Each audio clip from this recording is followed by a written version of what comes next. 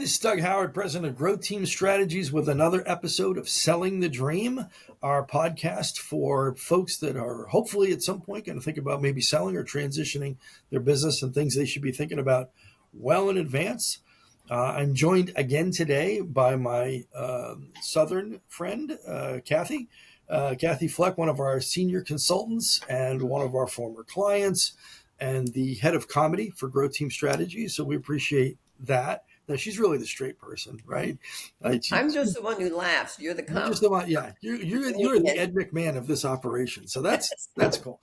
And anybody under a certain age won't even get that reference. But today we're joined by Jim Laird. Jim has a company called Laird Valuations, does business valuation. He's out of Michigan. He's been giving us some great insights into that whole part of the process that people eventually go through when they're thinking about selling or trying to get through the transition. Jim, welcome. Glad to have you here today. Thank you. Glad to be here again. It's a beautiful day in Michigan or what? Oh, fabulous. We've been getting just the right amount of rain, and it hasn't been scorching hot in quite a while. So that's good. Yeah. Well, that would be the opposite of Texas, but right. Give or take a storm here and there. Yeah. So one of the things we want to talk about today, Jim, I know you do valuations for lots of different kinds of businesses, a lot across lots of different industries and things like that. And one of our exciting parts of our business is like, we're excited when someone says like, way in advance, I'd like to get a valuation, see where I stand, so I can start thinking about the things I should be working on. That's a strategy Kathi used when she sold her business. And so from that, we end up with an idea of what the business is worth, maybe where it has some strengths and weaknesses. And of course, our hope is that someone can take that, we can work with them, or they can work with somebody like Growth Team Strategies, but eventually move the needle, right, in terms of what they want for the business and how strong it can be. So how often, first of all, do you get folks that are not right at the point of selling, but are actually doing this proactively? I mean, does that happen even? Yeah, probably a third of the time. Okay, well, that's encouraging. Probably a third of the time. Unfortunately, I don't get it way in advance. Okay, I get it right. maybe a year to two. Yeah. Rarely far less do I get it 3 to 5, which is ideal. Yeah. Really, it's best to go out, start 5 years in advance and say, I want to exit in. What do I need to do? And we start with the valuation and the assessment, which is, I'm sure, part of Grow Team Strategies, is getting the business ready, poised for sale. So yeah. Well, we have our program for succession planning. We've labeled 5 years to go.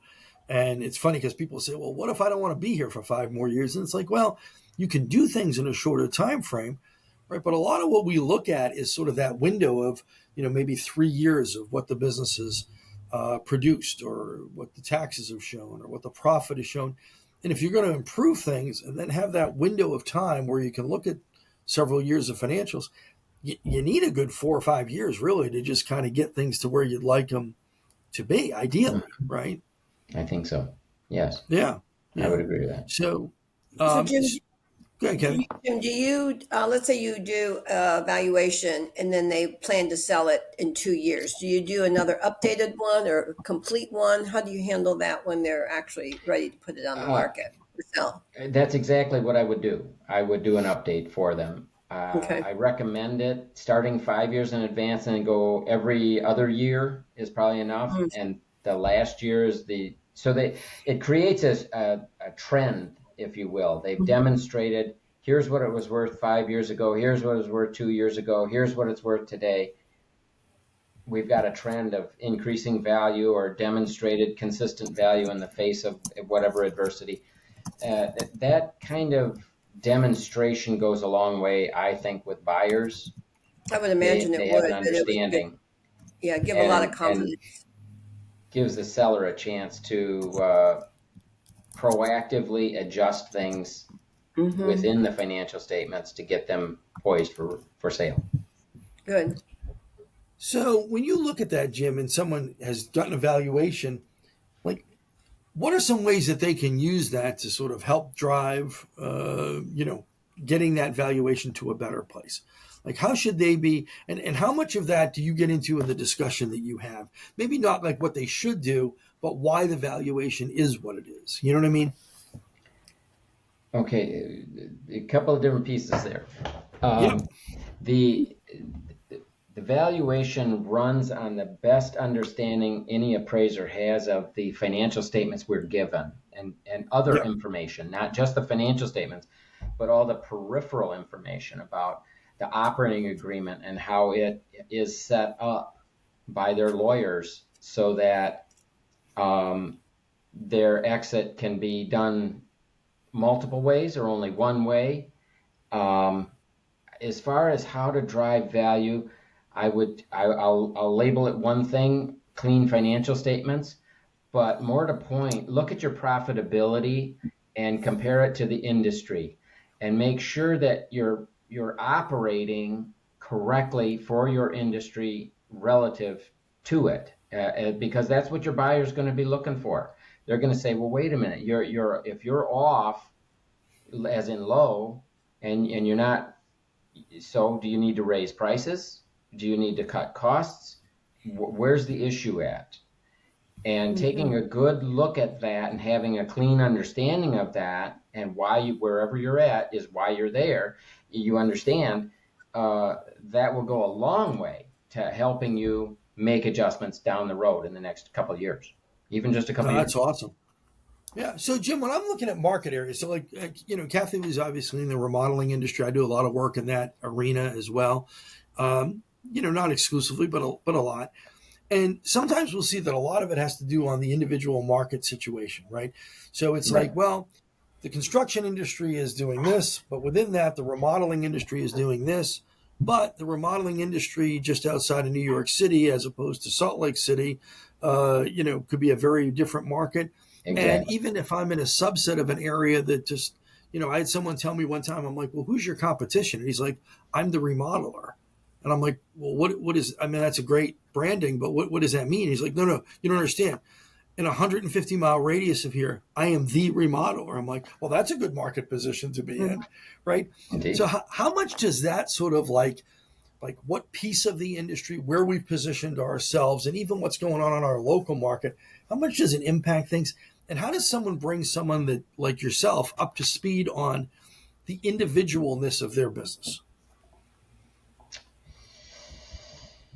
The Any individual market that might be particularly strong, Yeah. where they're the only one, for example, um, they have that advantage today. They may not have that advantage tomorrow. Okay. And so the idea is they need to keep sharp, that their profitability is where it should be relative to the industry, no matter what, whether they're Yeah. on their own or not, and making sure that as more comes in, it's not necessarily to their detriment. It could be to their benefit to have competition, Okay. because it's So how do you simply, mean? all at the high tide raises all boats, and it just might more awareness, more busyness will Okay. engender more business in general. And Yeah. so you have to be careful to assume that all competition is bad competition. It's really not. It can help hone your own skills and your own alertness to things you might not have been watching for. And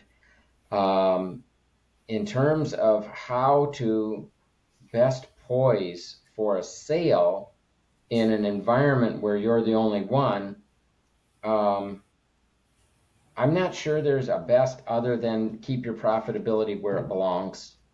Yeah. Run your business clean no matter what, and keep an eye on the industry at large, Gotcha. because that knowing where you stand in that economic cycle could make a very big difference, whether 3 years from now and 5 years from now you come out well or you come out less than well. Okay. No, that makes sense. Jim, a lot of times I hear people say, like, I can't sell my business. And it's a service business. I do most of the work myself, whether I'm remodeling homes or doing websites or whatever. If I don't have a clear recurring billing. In other words, I don't have like 3-year contracts and things like that. I do projects that take 3 to 6 months and I'm on to the next one. Like, how does that impact things? And are there things that, a business owner can do or should be doing to sort of shore up like where their future revenue is going to come from? I think the first thing they need to do is to at least grow enough to be able to have more than just themselves in the business. Okay. When it's a service business and the practitioner is all alone, whether that's medical or whether that's construction or whether that's anything else, when they're done, it's done. And so it's very important to be able to develop a structure, a mass, if you will, to your business, and be able to literally not be the only one that's responsible for everything every moment of every day. And being able to offload that or set it onto someone else's participation will be where that I can't tell you how many times I've run into this, where I have a sole practitioner and I have somebody else that's got 3 to 4 employees. It's light years apart, even though the sales are about the same. And the value changes because of what we call company specific risk. The risk is that if something happens to that owner and they're not replaceable readily, it all stops. And that risk is a big problem and needs to be mitigated in the small business. Now, that doesn't mean that just because they've got a small business that they have no value. They might be prepared to do a transition period that can sustain value. So I'll prepare my valuation on the basis as though that's exactly what's going to happen and put that in the report that that's how I'm valuing it. But they would have something to sell then at that point. They would be a little bit more handicapped than the person who has a business that they're selling that has downline, that has some mass to it and structure and employees that can help sustain and continue the operation in the event something happens to the owner. Interesting. Yeah. So, Kathi, when you sold, you had what, about 4 or 5 people in the company? I think there were, I had a few part-timers. I think we had 1, 2, 3, probably about 7 or 8. Okay. Okay. Yeah. And then worked with a lot of subs. Yeah. Well, that's right. Sometimes they're not necessarily particularly in the construction world, those relationships with trade partners make a big difference, I imagine, right? So, well, I think it's an easier transition for somebody coming in when you have, like Jim says, somebody who can do the work. Now, for me, I was the main salesperson, and then I oversaw production as well as the design part. So the new owner would come in and replace me with the sales, but still have the rest of the team there. So it was a good fit for that transition. Okay. So one of the things, Jim, we hear from time to time is, I'm trying to get my, profit up. I'm getting my numbers down. You've talked about clean books. One of the 2 areas that I see people sometimes, either when things get tight or when they're trying to be more profitable in the short run, is people will maybe underspend on marketing or training, things that don't necessarily show up as an issue today, and they can lower some expense. Is there a point where it sort of becomes a benefit to make sure that there is an adequate, and not just planned marketing program, but a funded marketing program and training and development? I would see people when I got 20 employees and then I see what they're spending on training and it's, minimal. Do those things help the valuation? Is it better to really curtail some of those expenses? How does that kind of play out? Because that to me is where people have a lot of flexibility, at least in the short run. I think it can play significantly. One of the evaluation I did fairly recently did not necessarily have a lot of what I call financial statement value, which is to say that the bottom line wasn't tracking profitably enough. The ROI wasn't there to generate the kind of value they were hoping. But they had a good, what we call in-place, in-use workforce. which is an off-balance sheet value. It's difficult for us appraisers to quantify, but it's very real. And it's what can make a company very attractive to a buyer, simply because another company that needs employees, it needs space, it needs productive equipment, it needs just simply depth because they're getting more orders than they can handle. They need to buy a company that literally has all of that, that's not already overflowing itself.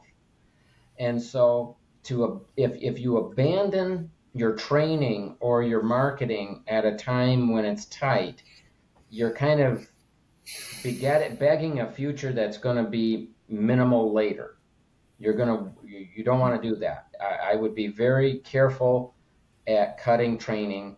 In fact, if you can possibly do it, when you're slow is the best time to do the training, because then you're not taking away from production. So think about that very seriously before you just make an executive decision to not continue in some areas that don't immediately improve the bottom line. That it will come. I think it will. And I can tell you as an appraiser that if I'm looking at two otherwise equal companies and one has a strong in-place workforce and the other does not, the one with the workforce is going to have more value. Yeah, I like that term, Kathi. I think that's something we could probably focus more on, even with some of our consulting. That strong in-place workforce. Yeah, it's so challenging for some companies to achieve, and we see in certain industries there's not, it's harder and harder to find ready-made talent. And so, to me, it seems like the companies out there that are good at not only recruiting folks, but training them and developing them and investing in them and retaining them, they give themselves a real decided advantage out there, I think, in what these companies are worth, and even how profitable they can be. I'm sorry, go ahead. When I had my business valued, one of the things I had to provide was all of my staff and the tenure that had been there, and we had really good retention. So it just gave a lot more stability to the business. Yeah. And then with the marketing, Kathi, I remember conversations we had. I mean, you really kept your foot on the gas, all the way through the finish line, right? Sometimes people start thinking about winding down or kind of getting, and it's like, man, we tell them all the time, like, you have got to keep operating fully until these deals come to fruition, because you just don't know. Yeah, you don't know. I mean, right? You don't know. Yeah. I don't ever consider anything sold until you really have that check or contract. So the check is cleared. Yeah. Right. It was like 2 hours after the Red Sox finally won the World Series. I called my sister and said, I think they could still mess it up. You know what I mean? So, right. We don't count anything as there. When you grow up a Red Sox fan, you don't count anything as done until it's done. Okay. Yeah. Exactly. But now, where that stuff shows up in the valuation is in what we call the risk assessment, the discount rate. Okay. Which is the multiple. Some people call it multiple discount rates, what I use in the income approach. And it shows up in the company specific risk. And the first few items on that list are the key personnel, depth of management, sufficiency of workforce. I mean, these things go right down my little hit parade. I've got a list of them. There are 10 things that define company-specific risk. And the lower they can make that risk compared to their publicly traded peers specifically, but even just others in the industry in general, the better off they're going to be. The lower that rate, the higher the value, the higher the multiple. So those are the types of things I would be keeping in mind. Beautiful. Some other things to keep in mind is about depth of a number of suppliers available, your supply chains, and how strong they are, and over-reliance on one or two customers. You need to spread those out. Those kinds of things can play a role in how a buyer views your company for a purchase down the road. Do you think that certain industries have higher or lower multiples just per se? Because I think being in the construction industry, I don't know, I was told it was kind of in the 3s for multiple. I don't know, maybe some companies would have a higher multiple. Do you find that kind of runs by industry? Yes, yes, by industry. And within a given industry, let's pick on remodeling. It can go anywhere from 2 to 4, or even 5. It just depends on the circumstances. Generally speaking, I go out from 3 databases and pull the data of sales based on what we call SDE, or seller's discretionary earnings. And this is where the clean financials come into play. As long as I know what you're taking out, the more value you get. So the more complete and clear and honest those numbers are, the more they'll make sense to a buyer and a bank that's standing behind that buyer to lend on this company. And let's not leave that out. Can play a very key role in getting a deal closed, getting it done. Right. Absolutely. Well, Jim, this has been great information. Tell people how to get a hold of you, because we're super impressed. I mean, I know we've only worked on a few projects so far together, but Well, phone calls are always great. yeah. Feedback is. Go ahead. 616-550-2100. That's the easy one. So I got lucky on the number. Okay, I got lucky. And then other than that, the website is a good click through. You can send a message through that. It's www.lairdvaluations.com. It's very straightforward. Laird. Yep, and valuations plural. Okay. VALUATIONSS.com. Well, Jim, this has been some really great information. I'd love to leave the door open to maybe do this again sometime in the future. But thanks so much for taking the time and sharing your expertise. And we love being, knowing you're out there and working together. So thanks so much. Very much. Thank you, Doug. Take care, Kathi. Yeah. Bye. Thank you. And Kathi, I just appreciate you showing up every week and, putting up with whatever chicanery that we have going on, right? So that's always a good thing. I light up my week. Yeah, and the shining example that this stuff actually can be done, right? Like the things we talk about, Kathy's already done, and so it's very cool to get your insights as well. Thank you, All Doug. right, folks, selling the dream. We work so hard to start these businesses and build these businesses, and like I always like to remind people, when you're selling a business, you only have one chance to make a last impression, right? We all grew up knowing you only have one chance to make a first impression. When you're selling a business, you got one chance to make a last impression. Whatever that last number is, whatever that last level of buyer confidence is, that's what you're going to get out of it. And so want to make sure that the sooner you're thinking about these things, taking these ideas, and Jim had some really great ones today, into consideration, that you get out of these businesses what you deserve. So I'm Doug Howard with Road Team Strategies. Reach out if we can help. And we'll see you again in another week with Selling the Dream. Thank you for listening to the Selling the Dream podcast, starring Doug Howard and Kathi Fleck. Both Doug and Kathi have built and sold successful businesses and hope this podcast will help other small business owners do the same. Tune in every week to hear more tips for increasing the value of your company so you get the highest return for your years of hard work when it comes time to sell or transition your business. Can't wait till next week? Check out our website for more information at www.growththemes.com.